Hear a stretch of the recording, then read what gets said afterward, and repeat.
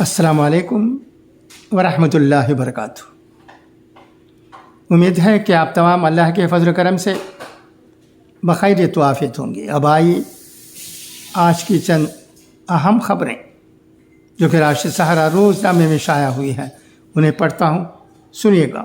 ایران کسی بھی وقت کر سکتا ہے اسرائیل پر حملہ، خطے میں کشیدگی میں اضافہ، ہندوستان کی ایڈوائزری جاری، شہریوں کو ایران اور اسرائیل نہ جانے کا مشورہ۔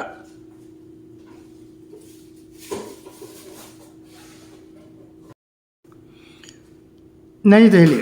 ایران اور اسرائیل کے درمیان بڑھتی ہوئی کشیدگی کے درمیان ہندوستان نے جمعے کی شام اپنے شہریوں کے لیے ایک ٹریول ایڈوائزری جاری کی۔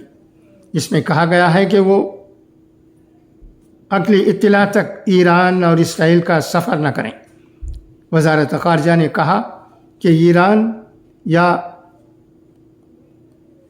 اسرائیل میں رہنے والے ہندوستانیوں کو فوری طور پر وہاں کے سفارت خانوں سے رابطہ کرنا چاہیے اور اپنا اندراج کرانا چاہیے۔ ہر ایک کو اپنی حفاظت کا خیال رکھنا چاہیے اور جتنا ممکن ہو کم باہر جانا چاہیے۔ ہندوستان کے یہ سفری ایڈوائزری ایسے وقت میں جاری کی ہے جب امریکہ اخبار وال اسٹریٹ جرنل نے دعویٰ کیا ہے کہ ایران اگلے 2 دنوں میں اسرائیل پر حملہ کر سکتا ہے۔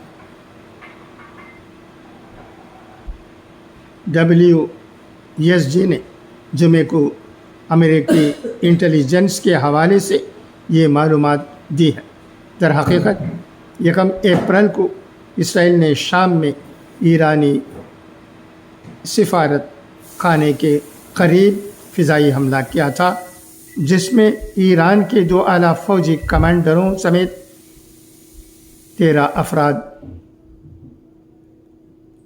ہلاک ہو گئے تھے۔ اس کے بعد ایران نے اسرائیل کو بدلہ لینے کی دھمکی دی تھی۔ اسرائیل پر حملے کا منصوبہ ایران کے سپریم لیڈر کو بھیجا گیا۔ WSG نے رپورٹ میں ایک ایرانی اہلکار کے حوالے سے کہا ہے کہ حملے کا منصوبہ ایران کے سپریم لیڈر آیت اللہ خامنئی کے ساتھ شیئر کیا گیا ہے۔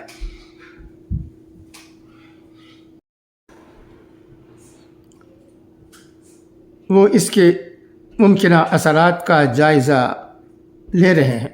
حالانکہ عہدیدار نے یہ بھی کہا ہے کہ ابھی فیصلہ نہیں ہوا ہے۔ وہیں اسرائیل اپنے شمال اور مغرب دونوں میں ایران کے حملے سے نپٹنے کی تیاری کر رہا ہے۔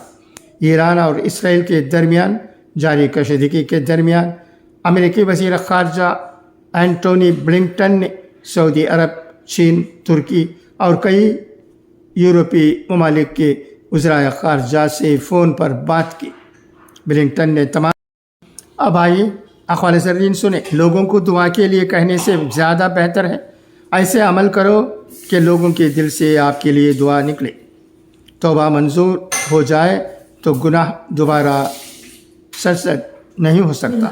لاکھوں کو دوست بنانا کوئی بڑی بات نہیں، بڑی بات یہ ہے کہ ایسا دوست بناؤ جو تمہارا اس وقت ساتھ دے جب لاکھوں تمہارے مخالف ہوں۔